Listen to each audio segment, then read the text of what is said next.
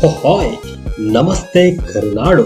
ನಿಮ್ಮ ಪ್ರೀತಿಯ ಗಾಲವ ಸ್ಟುಡಿಯೋ ಅರ್ಪಿಸುವ SP ಕಿಚನ್.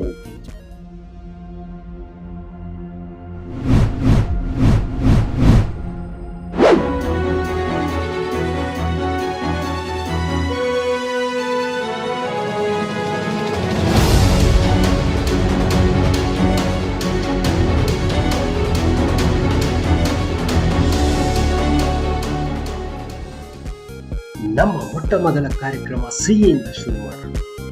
ಕಾಶಿ ಹಲ್ವಾ. ಬೇಕಾಗುವ ಸಾಮಗ್ರಿಗಳು ನೀವೇ ಓದ್ಕೊಳ್ಳಿ, ಬರ್ಕೊಳ್ಳಿ.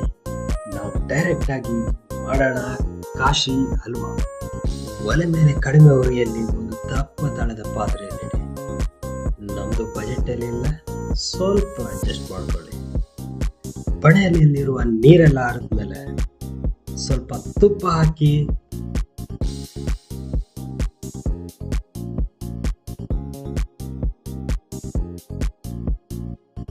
ಗೋಡಂಬಿಯನ್ನು ಹೊಂದಿಟ್ಕೊಳ್ಳಿ.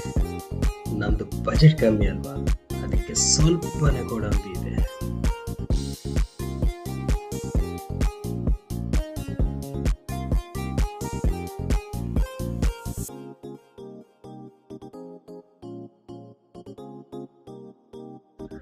ಬಾಣಲೆಯಲ್ಲಿ ನೀರಿದ್ರೆ ಹೀಗೆ ಆಗುತ್ತೆ, ಚಿಟಪಟ ಚಿಟಪಟ.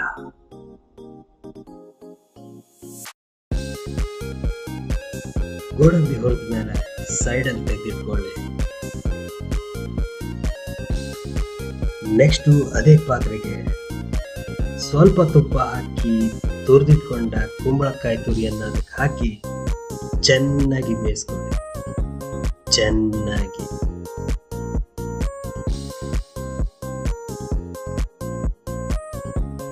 ಚೆನ್ನಾಗಿ ಬೇಯಿಸುತ್ತಾ ತಳ ಹಿಡಿಯುತ್ತಿರೋ ಹಾಗೆ ನೋಡ್ಕೊಳ್ಳಿ, ಕೈ ಬಿಡಬೇಡಿ.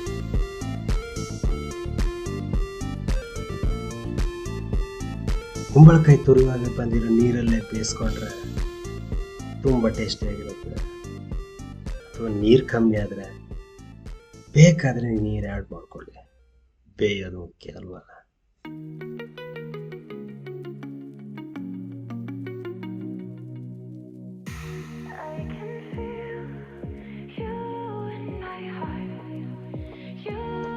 ಕುಂಬಳಕಾಯಿ ಬೆಂದ ಮೇಲೆ ಸಕ್ಕರೆ ಹಾಕಿ. ಅರ್ಧ kg ಕುಂಬಳಕಾಯಿಗೆ 1 ಬೌಲ್ ಸಕ್ಕರೆ. ನಿಮ್ಗೆ ಇನ್ನೂ ಸ್ವೀಟ್ ಬೇಕಾದರೆ ಸ್ವಲ್ಪ ಸಕ್ಕರೆ ಆ್ಯಡ್ ಮಾಡ್ಕೊಳ್ಳಿ.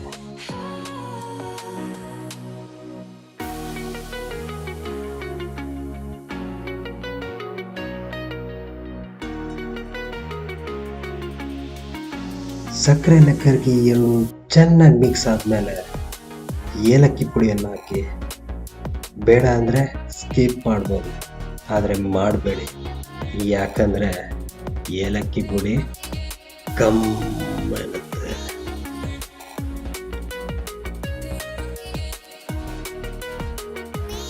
ಸೆಮಿಫೈನಲ್ ಮುಗಿಸಿ ಈಗ ಫೈನಲಿ ಬಂದಿದ್ದೀವಿ. ಉಳಿದಿರೋ ತುಪ್ಪವನ್ನು ಆ್ಯಡ್ ಮಾಡಿಕೊಂಡು ಚೆನ್ನಾಗಿ ಮಿಕ್ಸ್ ಮಾಡ್ಕೊಳ್ಳೋಣ.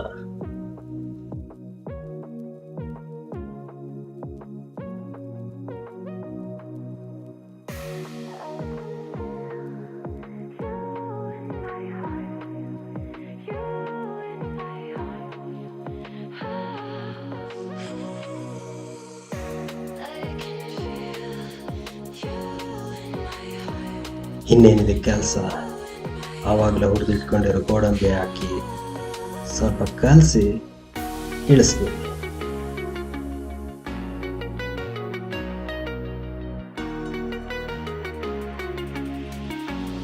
ಇನ್ನು ತಿನ್ನೋದಕ್ಕೆ ರೆಡಿ. ಬಿಸಿಯಾಗಿದ್ದಲ್ಲೂ ತಿನ್ಬೋದು, ತಣ್ಣಗಾದ್ಮೇಲೂ ತಿನ್ಬೋದು. ಫ್ರಿಜ್ಜಲ್ಲಿಟ್ಟು ಹೋಲ್ಡ್ ಮಾಡಿ ಬೇಕಾದ್ರೂ ತಿನ್ನಿ, ಚೆನ್ನಾಗಿರುತ್ತೆ. ಕಾಶಿ ಹಲ್ವಾ ಹೇಗೆ ಮಾಡೋದಂತ ಗೊತ್ತಾಯ್ತು. ಇನ್ನು ನೀವೇ ಮಾಡ್ಕೊಳ್ಳಿ, ತಿನ್ಕೊಳ್ಳಿ. ಇವಾಗ ಲೈಕ್ ಮಾಡಿ, ಶೇರ್ ಮಾಡಿ, ಸಬ್ಸ್ಕ್ರೈಬ್ ಮಾಡಿ, ಸಪೋರ್ಟ್ ಮಾಡಿ, ಆಯ್ತಾ? ಮರಿಬೇಡಿ.